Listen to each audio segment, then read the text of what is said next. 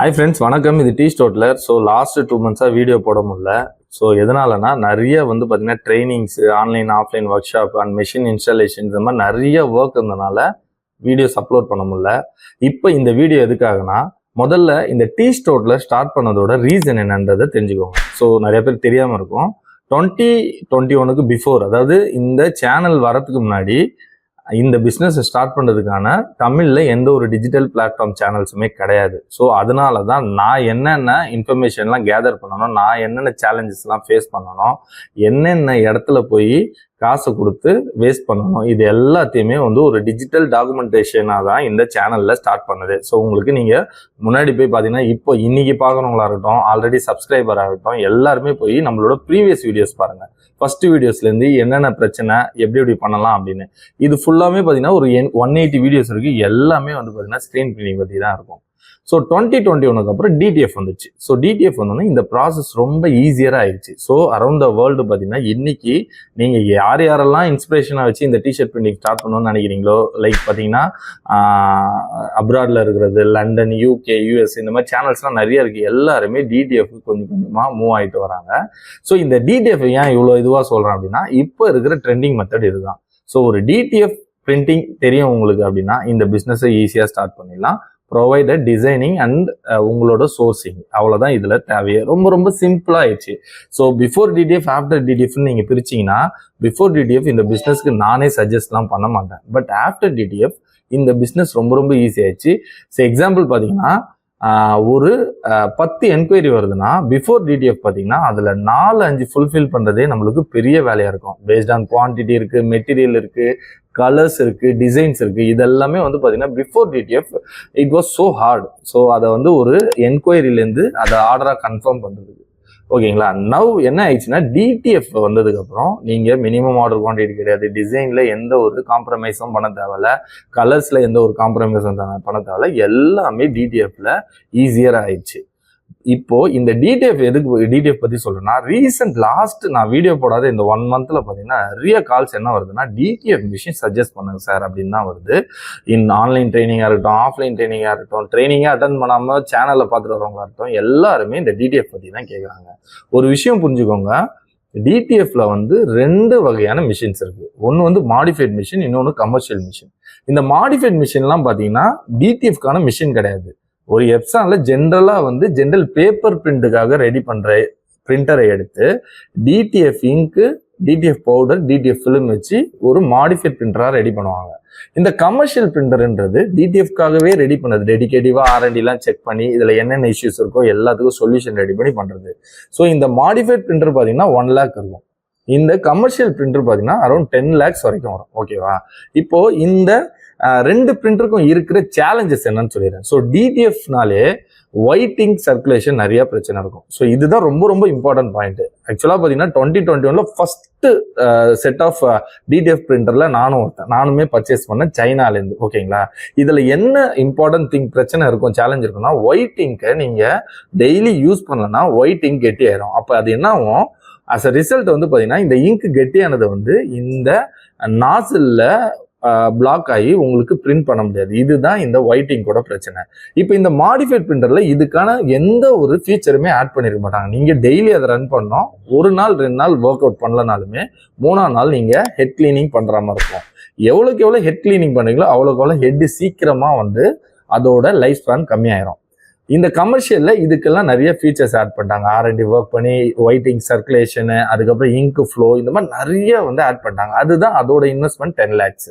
இப்போ இந்த மாடிஃபைட் பிரிண்டருக்கு பெருசா சர்வீஸ் அண்ட் வாரண்டிலாம் இருக்காது. வாங்கினவங்க நிறைய பேர் என்ன ரீச் அவுட் பண்றாங்க, எங்கேயோ ஒரு இடத்துல வாங்கிறாங்க. இன்னொன்று என்னன்னா, இந்த டிடிஎஃப் பிரிண்டர்ஸ் எல்லாமே செல்லர்ஸ் எங்க இருக்காங்கன்னா, நார்த் சைட்ல இருக்காங்க. பெங்களூரு, மும்பை, டெல்லி, கொல்கத்தா, இந்த மாதிரி இருக்காங்க. ஒன்ஸ் இவங்க மிஷினை சேல் பண்ணதுக்கு அப்புறம் இந்த சர்வீஸ் வாரண்டினா இவங்களால அவங்கள ரீச் அவுட் பண்ண முடியல. ஸோ அதனால தான் இந்த மாடிஃபைட் பிரிண்டரை நான் சஜஸ்ட் பண்றது இல்லை. ஓகேவா. ரேதர் தென் நீங்க கமர்ஷியல் பிரிண்டர் வாங்க போறீங்கன்னா அரௌண்ட் ஒரு 10 lakhs இன்வெஸ்ட் பண்றீங்கன்னா நாங்களே செல் பண்றோம் கமர்ஷியல் மிஷின்ஸ்.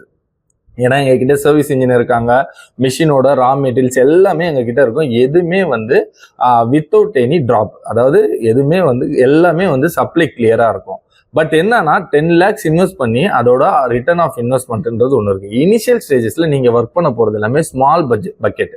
நீங்க வந்து ஒரு நாளைக்கு ஒரு 20 டிஷர்ட் 25 டிஷர்ட் தான் ஆன் அண்ட் ஆவரேஜ் நடக்கும் ஃபர்ஸ்ட் 1 year. ஸோ நிறைய பேர் என்ன சொல்றாங்கன்னா வியூஸ்க்காக இந்த பிஸ்னஸை மாற்றி சொல்கிறாங்க. ஸோ அப்படி கிடையாது. நான் ஒரு 7 years இந்த மார்க்கெட்டில் ஒர்க் பண்ணிட்டு இருக்கேன், மார்க்கெட்டை பார்த்துட்டு இருக்கேன்.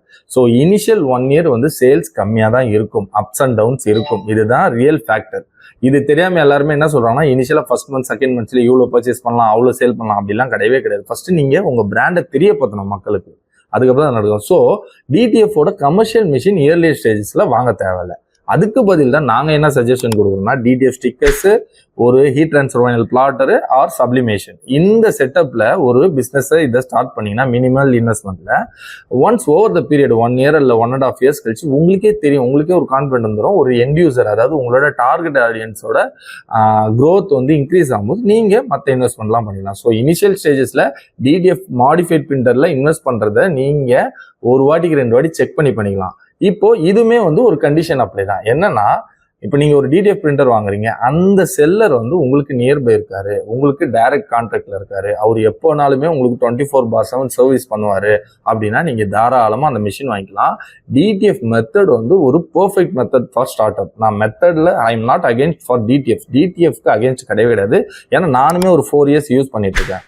பட் இந்த மிஷின்ல இன்வெஸ்ட் பண்றதுக்கு முன்னாடி அந்த செல்லர் வாரண்டி எல்லாத்தையும் கிளியரா செக் பண்ணிக்கோங்க. முடிஞ்ச அளவுக்கு பிசிக்கலா போய் அந்த மிஷின் சேல்ஸ் எல்லாம் செக் பண்ணிட்டு அதுக்கப்புறம் பர்ச்சேஸ் பண்ணிக்கோங்க. இதுதான் என்னோட சஜஷன். வித்தவுட் அவர் ட்ரைனிங் வரவங்களுக்கு இதெல்லாமே நான் கிளியரா கைடன்ஸ் கொடுத்துருவேன். ஆன்லைன் ட்ரைனிங் ஆஃப்லைன் ட்ரைனிங்லாம் வரவங்க நம்ம கிட்ட மிஷின் வாங்குறவங்களுக்கு. நிறைய பேர் சேனல் பார்த்துட்டு வெளியில இருக்காங்க, அவங்களால நம்மள ரீச் அவுட் பண்ணி வாங்க முடியல, அவங்க அங்க எங்கேயோ செல்லரை பார்த்து கனெக்ட் பண்ணிக்கிறாங்க. ஸோ கனெக்ட் பண்றதுக்கு முன்னாடி இந்த கிரைட்டீரியாலாம் ஒர்க் அவுட் ஆகுதா அப்படின்னு செக் பண்ணிட்டு நீங்க பண்ணீங்கன்னா டிடிஎஃப் மிஷின் நீங்க இன்வெஸ்ட் பண்ணலாம். இல்ல நான் இப்பதான் புதுசா பண்ண போறேன் சார் அப்படின்னா தயவு செய்து டிடிஎஃப் மிஷின்ஸ்ல இன்வெஸ்ட் பண்றதுக்கு பதிலாக ஹீட் ட்ரான்ஸ்ஃபர் வைனல்ல சப்ளிமேஷன் இன்வெஸ்ட் பண்ணி டிடிஎஃப் ஸ்டிக்கர்ஸை வச்சு நீங்க ஒர்க் பண்ணிக்கலாம். இது என்னோட ஜென்யூன் ஒரு சஜஷன். ஓகேவா? இது எந்த ஒரு டிடிஎஃப்க்கு அகேன்ஸ்டான இது கிடையாது சஜஷன்ஸ். மிஷின் வாங்கினா சர்வீஸ் ஆப்ஷன் இருக்கா, வாரண்டி இருக்கான்னு செக் பண்ணிக்கோங்க. அதோட சர்வீசஸ் வந்து உங்களுக்கு எந்த ஒரு காம்ப்ரமைஸும் இல்லாம கிடைக்குது. நீங்க இன்னைக்கு ஒரு மிஷின் ப்ரொடக்ஷன்ல இருக்கு, இன்னைக்கு ஒரு ஆர்டர் இருக்கு, பண்ண முடியல, மிஷின் எது ரிப்பேர் ஆயிடுதுன்னா 24 to 48 hours அதை ரெடி பண்ணி கொடுக்குற அளவுக்கு உங்களுக்கு சர்வீஸ் இன்ஜினியர் கனெக்ட்ல இருந்தாங்கன்னா யூ கேன் கோ வித். ஓகேவா? இல்லைன்னா ஸ்டிக்கர்ஸை வச்சு எந்த ஒரு பிரச்சனையும் இல்லாம ரிஸ்க் எல்லாம் தனியா வச்சுட்டு நீங்க உங்க பிசினஸை பண்ணிக்கலாம். ஓகேவா? இதுதான் டிடிஎஃப் பத்தி என்னோட நான் ஆல்ரெடி 2-3 வீடியோஸ் டிடிஎஃப் பத்தி சொல்லியிருக்கேன். பட் திருப்பி அகைன் வந்து என்னன்னா இந்த மெத்தட் ஈஸின்றதை சொல்லிட்டோம். அதனால எல்லாருக்குமே என்னன்னா ஸ்டிக்கரை வாங்கி பண்றதுக்கு பதிலாக நம்மளே மிஷின் வாங்கிலாம்னு யோசிக்கிறது கரெக்ட் தான். எல்லாருமே மேனுஃபேக்சரா இருக்கவங்க எல்லாருக்குமே வேணும். பட் இந்த மிஷின்ல இருக்க சேலஞ்சஸுமே ஒரு வாட்டி செக் பண்ணிட்டு அதுக்கப்புறம் பர்ச்சேஸ் பண்ணலாம். ஸோ இந்த மாதிரி நிறைய இன்ஃபர்மேஷன் வேணும்னா நம்மளோட சேனலை சப்ஸ்கிரைப் பண்ணுங்க. அண்ட் நம்ம இப்போ இன்ஸ்டாலையுமே ஆக்டிவா இருக்கும், நிறைய வீடியோஸ் போட்டிருக்கேன். ஸோ சப்ஸ்கிரைப்ஸ் எல்லாருமே இன்ஸ்டாலையுமே சப்போர்ட் பண்ணுங்க. உங்களுக்கு ஏதாவது கஸ்டமைஸ் டிஷர்ட் பிரிண்டிங் பிஸ்னஸை பற்றி தெரிஞ்சுக்கணும், மிஷின்ஸ் வேணும், இதை பற்றின ஐடியாஸ் வேணும்னா கீழே டிஸ்கிரிப்ஷனில் நம்மளோட நம்பருக்கு ரீச் அவுட் பண்ணுங்க. மீண்டும் நல்ல வீடியோவில் சந்திக்கிறேன். நன்றி, வணக்கம்.